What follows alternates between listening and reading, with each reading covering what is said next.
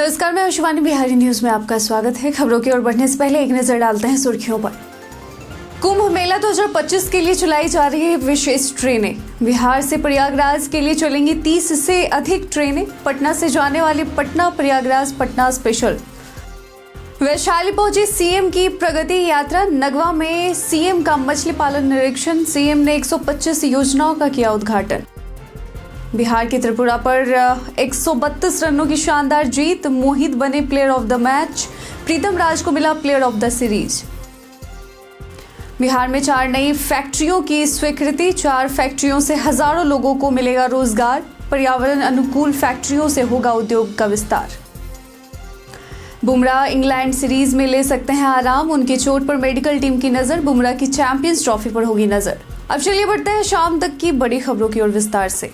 कुंभ मेला के लिए बिहार से चलने वाली विशेष ट्रेनें। जी हां, प्रयागराज कुंभ मेला 2025 में भाग लेने के लिए बिहार से लाखों श्रद्धालु यात्रा करेंगे। इस भीड़ को देखते हुए रेलवे ने 6 जनवरी से 27 फरवरी तक 30 से अधिक स्पेशल ट्रेनों का संचालन करने की घोषणा की है। प्रमुख ट्रेनों में शामिल हैं 03219, 03220 पटना प्रयागराज पटना, 03689 या 03690 गया प्रयागराज गया, 09019 या 09020 सरदारगु दानापुर, 09021 या 09022 वापी गया और 06207 या 06208 मैसूर दानापुर स्पेशल। इसके अलावा हावड़ा टुंडला, भुवनेश्वर टुंडला, पुरी टुंडला और विशाखापत्तनम डीडीयू स्पेशल ट्रेनें भी चलेंगी। यात्रियों की सुरक्षा और स्वास्थ्य के लिए विशेष चिकित्सा सेवाएं प्रदान की जाएंगी। रेलवे ने श्रद्धालुओं के लिए यात्रा को सुरक्षित और सुविधाजनक बनाने के लिए विशेष तैयारियां की हैं।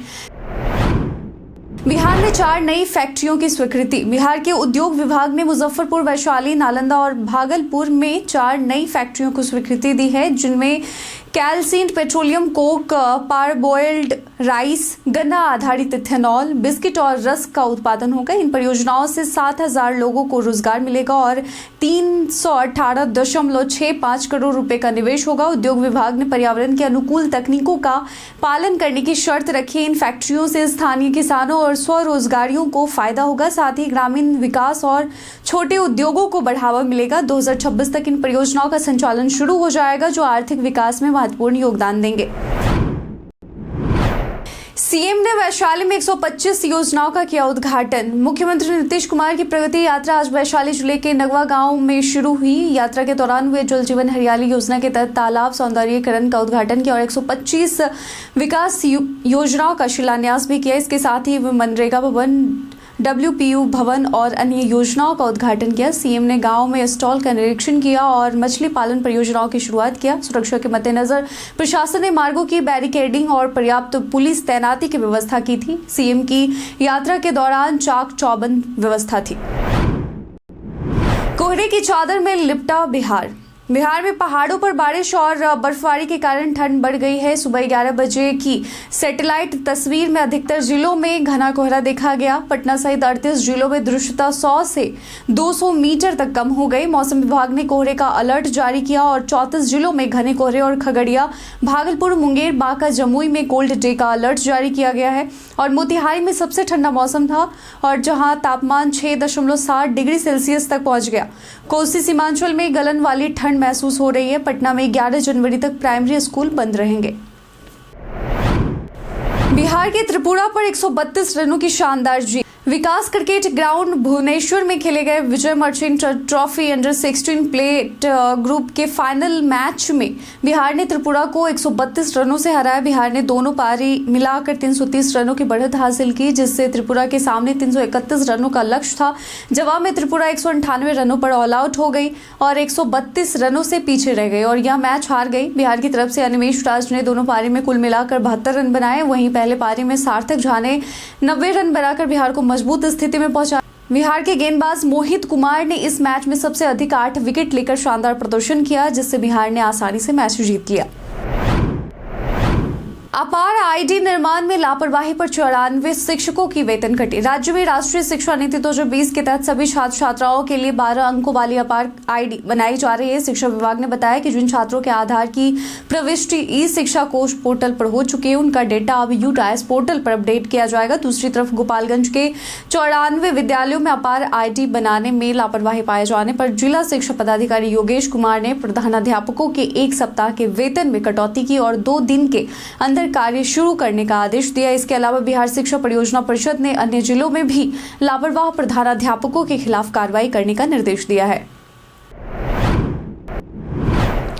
सार्वजनिक चार्जिंग स्टेशन लगाने के लिए सब्सिडी दे रही है सरकार। जी हां, सरकार ने इलेक्ट्रिक वाहन यानी ईवी वाहन के सार्वजनिक फास्ट चार्जिंग स्टेशन लगाने के लिए 80% तक के सब्सिडी देने की घोषणा की है, जिसमें सरकार 2 साल में 10,900 करोड़ रुपए खर्च करेगी। इस योजना के तहत 72,300 चार्जिंग स्टेशन बनाए जाएंगे, जिनमें दिल्ली, मुंबई, बैंगलोर जैसे बड़े शहरों के साथ पटना भी शामिल है। चार्जिंग स्टेशनों में दोपहिया, तिपहिया, 4 व्हीलर और ई बसों के लिए सुविधा होगी। चार्जर पर सब्सिडी 1.5 लाख से लेकर 24 लाख रुपए तक की दी जाएगी। इलेक्ट्रिक वाहनों की संख्या और हाईवे कॉरिडोर को ध्यान में रखते हुए चार्जिंग इंफ्रास्ट्रक्चर स्थापित किया जाएगा। पटना सिटी में मिली 500 साल पुरानी शिव मंडप। पटना सिटी के सुल्तानगंज थाना क्षेत्र के मठ लक्षणपुर इलाके में जमीन की खुदाई के दौरान 500 साल पुरानी शिव मंडप का पता चला है। यह जमीन पहले दबंगों द्वारा अवैध रूप से कब्जा की गई थी, लेकिन कोर्ट के आदेश से मामला सुलझ गया। इसके बाद सफाई की गई, जिसमें कूड़े कचरे का ढेर था। सफाई के बाद खुदाई के दौरान शिव मंडप के पत्थर मिले। स्थानीय लोग बताते हैं कि यह मंडप 500 साल पुराना है। शिव मंडप मिलने के बाद लोग भगवान शिव की जयकारे लगाने लगे। अब इस मठ की और भी खुदाई की जाएगी और प्रशासन को इसकी सूचना दी गई है। ऐतिहासिक 64 योगिनी मेला हुआ शुरू। सहरसा के मत्स्यगंधा परिसर में ऐतिहासिक 64 योगिनी मेला शुरू हो चुका है और इस मेले का आयोजन 19 जनवरी तक जारी रहेगा। यह मेला 64 योगिनी मंदिर के पास आयोजित होता है और यहाँ की संस्कृति और परंपराओं का प्रतीक है। मेले में स्थानीय और बाहरी व्यापारी अपनी दुकानें लगाए हुए हैं। बच्चों के लिए झूले और बोटिंग जैसी आकर्षक गतिविधियां हैं। मेला प्रशासन ने सुरक्षा और व्यवस्था को सुनिश्चित किया है ताकि आगंतुक सुरक्षित और सुखद अनुभव का आनंद ले सके। मुजफ्फरपुर में मिनी शराब फैक्ट्री का खुलासा। मुजफ्फरपुर जिले के औराई थाना क्षेत्र में पूर्ण शराबबंदी के बावजूद एक मिनी देशी शराब फैक्ट्री का खुलासा हुआ है। पुलिस ने गुप्त सूचना के आधार पर चैनपुर गाछी में छापेमारी की, जहां 60 लीटर देशी शराब और शराब बनाने की सामग्री बरामद हुई है। जी हाँ, इसके अलावा अर्ध निर्मित शराब को नष्ट कर दिया गया है। पुलिस ने शराब कारोबारी रणधीर कुमार को गिरफ्तार किया और उससे पूछताछ जारी है। यह कार्रवाई अवैध शराब कारोबार के खिलाफ पुलिस की कड़ी मेहनत का हिस्सा हो सकती है। प्रशांत किशोर ने बेल बॉन्ड भरने से किया इनकार। बिहार लोक सेवा आयोग बीपीएससी की 17वीं पीटी परीक्षा को रद्द करने की मांग को लेकर अनशन पर बैठे प्रशांत किशोर को पटना पुलिस ने गिरफ्तार कर सिविल कोर्ट में पेश किया। अदालत ने उन्हें 25,000 रुपए की निजी मुचलके पर जमानत दी, लेकिन उन्होंने बेल बॉन्ड भरने से इनकार कर दिया। उनके वकील के अनुसार पीके ने कोर्ट की शर्त को अस्वीकार कर दिया, क्योंकि उनका मानना है कि बेल बॉन्ड भरने से यह माना जाएगा कि उन्होंने अपराध किया है। इसके बाद कोर्ट ने उन्हें बिना शर्त जमानत देने से मना कर दिया। वकील का कहना है कि अगर पीके बेल बॉन्ड नहीं भरते तो उन्हें जेल जाना पड़ सकता है। पीके ने यह भी कहा है कि यदि उन्हें जेल जाना पड़ा तो और वहां भी आमरण अनशन जारी रखेंगे।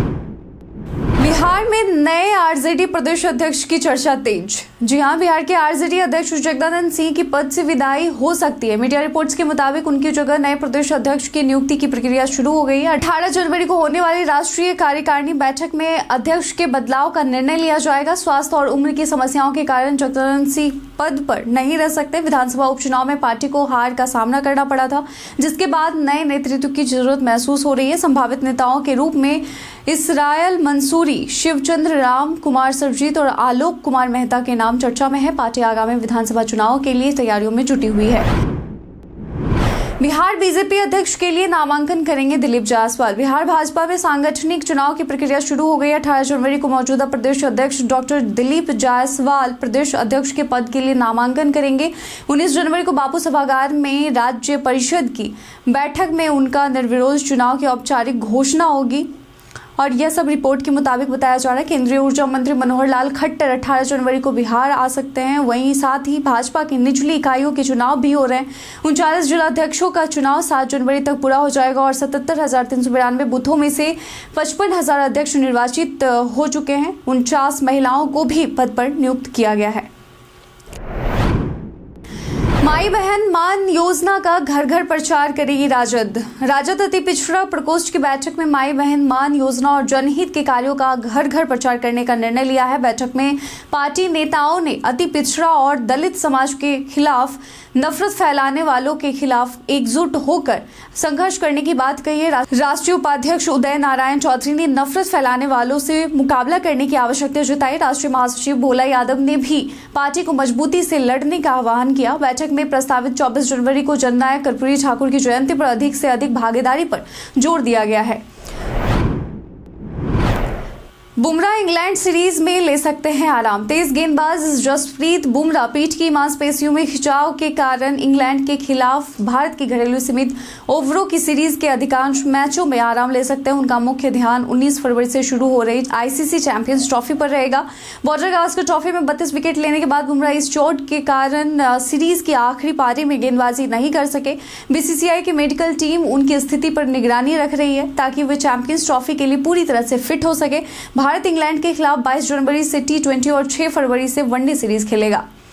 बीते दिन हमारे द्वारा पूछे गए सवाल का आप लोगों में से बहुत लोगों ने अपना जवाब हमें कमेंट सेक्शन में लिख कर दिया था। जिन्होंने पूछे गए सवाल का जवाब दिया है उनके नाम है राजकिशोर महतो, नौशाद रजा, प्रमीला कुमारी, कौशलेंद्र कुमार, शानवी गुप्ता, रवि मोहन वर्मा, राकेश मिश्रा, रामनवमी मांझी, अनवर करीम खान और मुटू रंगीला। इसके साथ ही बढ़ते हैं आज के सवाल की ओर। आज का सवाल है, आपके इलाके में इस समय ठंड का क्या हाल है? अपना जवाब हमें कमेंट सेक्शन में लिखकर जरूर बताइएगा। आज के बुलेटिन में बस इतना ही। धन्यवाद।